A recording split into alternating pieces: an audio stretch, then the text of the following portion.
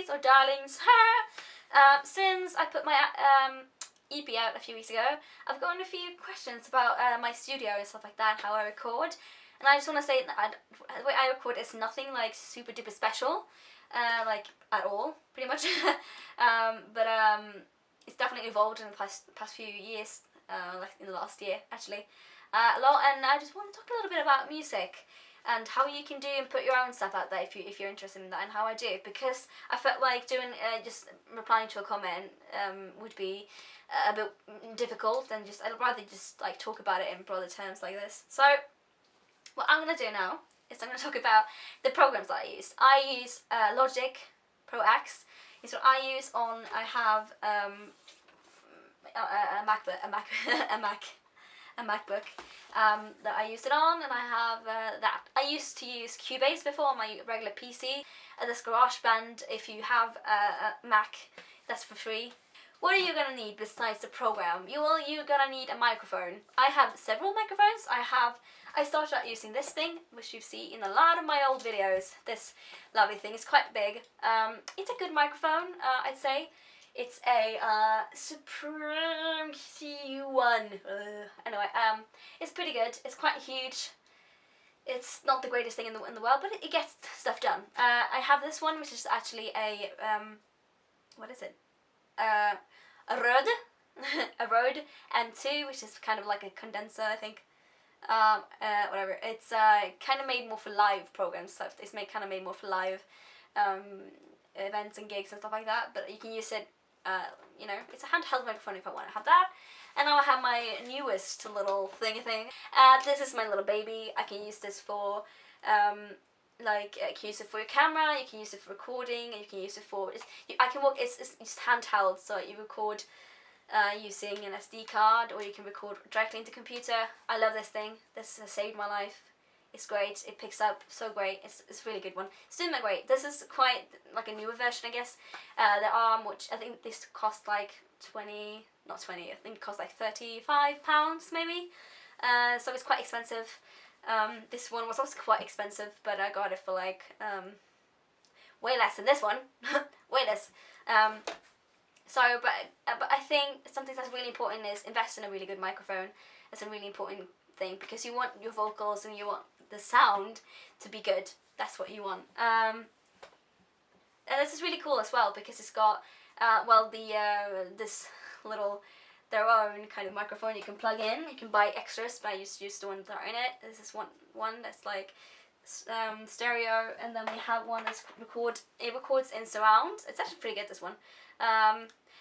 And then you can actually I can just plug in my normal microphone into this one. You can plug in guitars and everything. It's kind of like a SD, like a little DI card thingy. And that one kind of connects everything to the computer. And then otherwise I have this trustworthy thing that's not the best in the world, but it gets stuff done. It gets stuff done. It is this thing. It is a USB audio box. And it's gotten me through so many things. I've had this for like 5 or 6 years. I think 6 years. So it's quite old.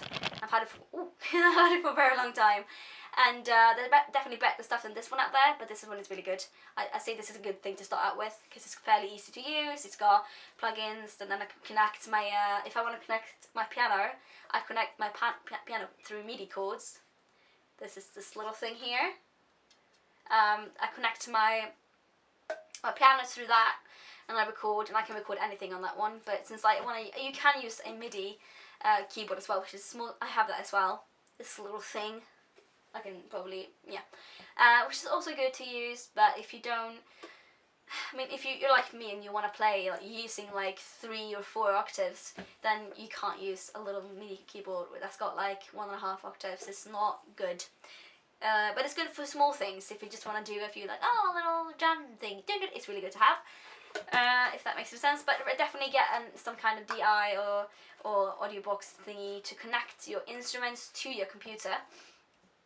And then what I do is what else can I say about? You just get the equipment, and then you have to kind of get to know the software, which is a bit hard to explain on a video like this.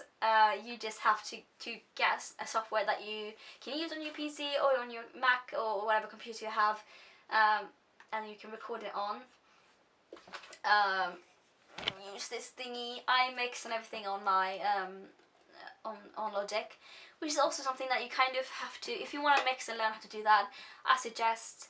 Well, I think tutorials on YouTube are fairly good, to be honest. I learned how to use like Logic a bit in school, and then I kind of like tested my way through and kind of like, I like to press things and I'm trying new things, and then I'm like, oh, this sounds good, and I learn on my own a bit, and then you can learn through YouTube. YouTube is great. Just YouTube is great for everything. Please. So Ricardo Lopez, he asked me if I record the piano first and then the voice, and that's exactly how I do it.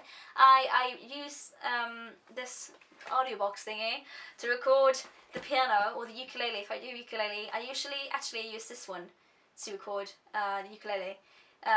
Because it sounds nicer to get the real sound than the fake sound that's through the little microphone in the ukulele, because I have one of those electric thingies, and it's not quite that nice, to be honest. So I'm using this one, use a proper microphone to do that, and I use that one, and then I do the voice, and I put other stuff into it later. If I want some arrangements, like string arrangements, I will put that through, like do that on my MIDI keyboard and get that to sound. If I want to do a video, I just shoot like a music video usually, but usually on my videos, when I play and stuff like that, I do everything live. If I want to do like a proper video, I usually just set up my camera, and I set up this thing, and I use maybe the surround sometimes. Sometimes I use the stereo microphone. Depends on which room I'm in and what kind of effect I want on it.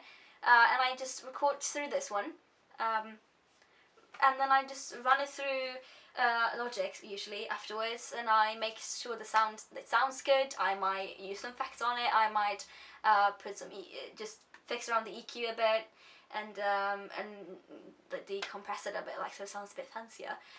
And then since I film at the same time, I usually use iMovie, because I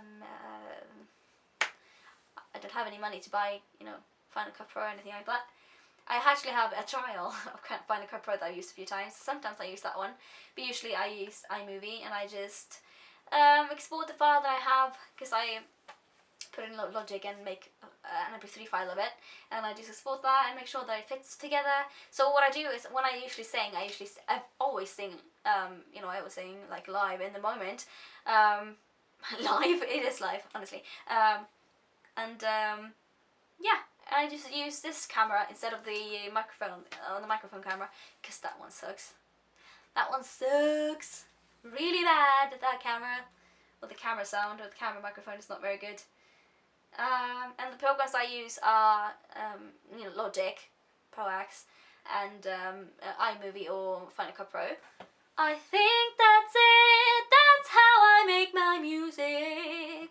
In Logic, yeah, through my microphones and through MIDI files. It's quite easy, nothing to brag about. Yeah. I'm in a singing mood, I'm home alone, so. I hope this video cleared up some things for you. Maybe you can use something like this to help you.